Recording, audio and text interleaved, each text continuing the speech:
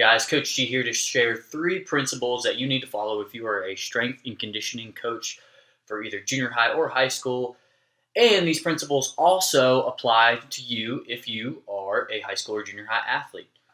Let's get into it.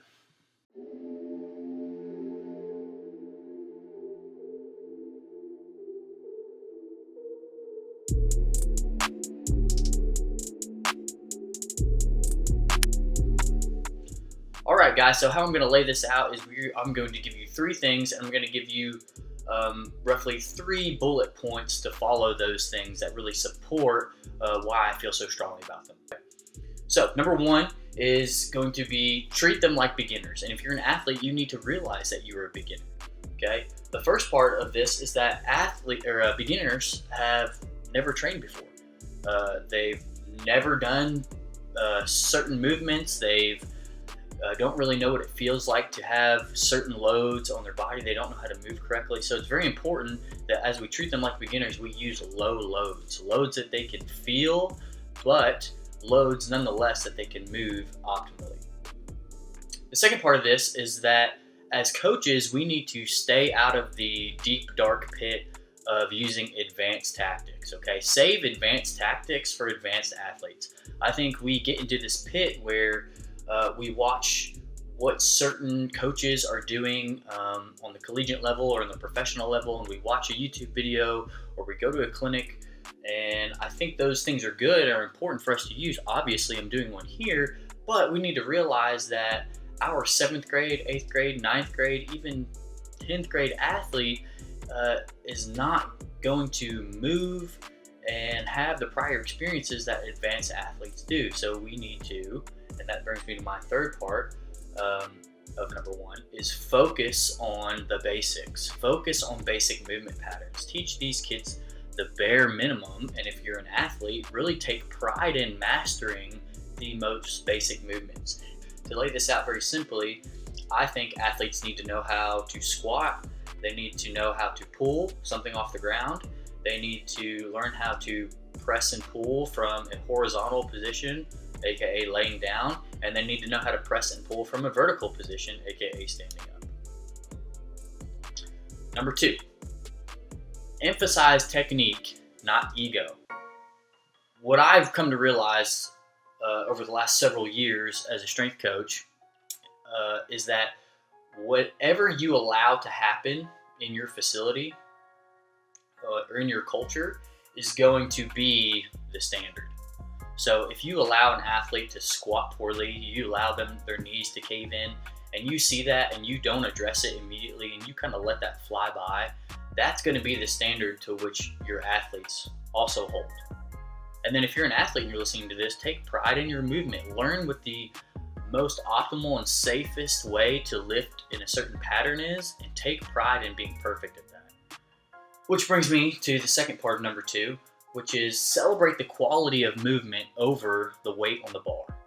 I think too often coaches and athletes both get so caught up in how much weight is on the bar, how much weight we can post on our Instagram or on our Facebook, see how many likes we can get, that we kind of toss technique to the wayside because of that. As a coach, if we create the culture that technique is the most important thing, then that's what our athletes will do also. So look for little victories. When you see a kid that's maybe squatting 135, but he squats it much better, with much better quality than the guy who's squatting 335, celebrate that guy who's squatting 135. Shout him out in the weight room in the middle of it. Shout him out in front of his team. But whatever you do, find ways to celebrate why technique is more important.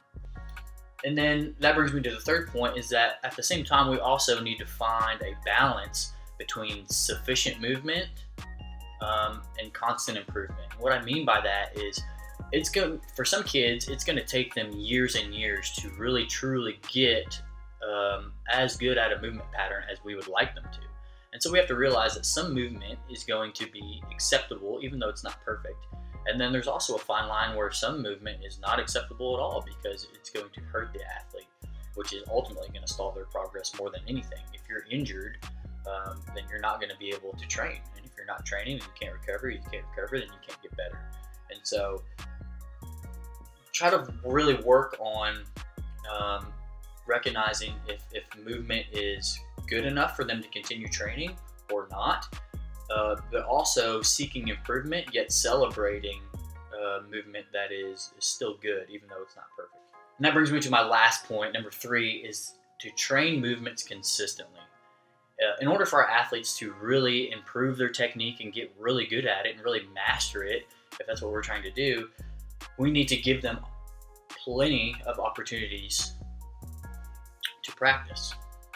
And then again, this kind of piggybacks off of the second point, but just as the saying go, practice makes perfect. It's not just practice, it's perfect practice. And so really stay on your kids about their technique, their positions, so on and so forth. So as a coach, if you're programming, this is kind of my second point of number 3, if you vary movements too often, then you're not going to give your athletes a chance to really practice those things that they need to master over and over again. So be careful about throwing all types of exercises in there all the time, because the more you give them, the less they'll really be able to focus on one particular thing.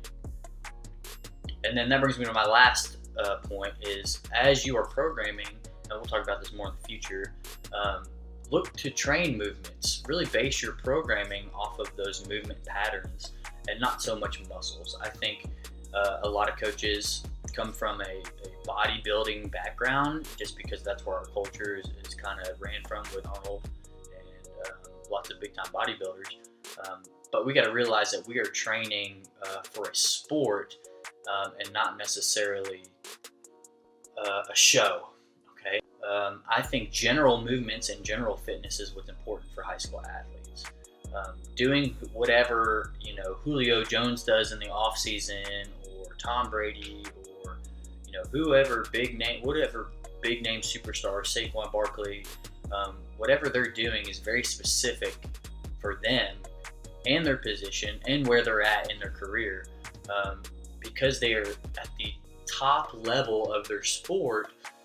They have to do all these little advanced techniques to really move the needle. And so we need to realize that our kids need very general movements, general fitness, and that because they're beginners, they're going to be very, very sensitive to almost any stimulus. And so I think there's a balance between not doing what the professionals do, and meaning we don't necessarily train sport specific, but also not just meaning that we can throw caution to the wind as far as programming and just do whatever we want, because we know that as athletes they're going to grow no matter what. And so I think there's a balance there. I think it's up to us as coaches to really look into that and find that, to program well, program intelligently, program based off of what science says, but also, I think a lot of coaches pat themselves on the back more than they need to, because they see a kid getting a lot stronger, but that kid's technique may look like garbage. Trash. And so just because you can have a kid push weights consistently and heavy, yes, they'll get stronger and they'll make progress, but I think as coaches, it's our job to give them tools that they can use after they graduate. In the same way, like I'm a teacher, so when I'm in the classroom, I try to teach them, yes, biology because I teach science, but I also try to teach them life lessons, things that they can take and help them develop as a person. I think the same is true in the weight room. I think we need to be able to teach our kids what we're doing, why we're doing it, so that one day when they graduate and they want to go work out on their own, or perhaps, I don't know, maybe they get quarantined inside their house, they know what to do and how to do it, so that when they are away from us, we can trust that they have good movement patterns and that they're in good hands because they know what they're doing. And so I hope that was helpful for you guys. If you have a differing opinion, or you've got any questions, or maybe there's just a certain philosophy that you follow that maybe is a little bit different or contrary to what I talked about here today, hey, drop that opinion down in the comments. I'm always eager to learn myself.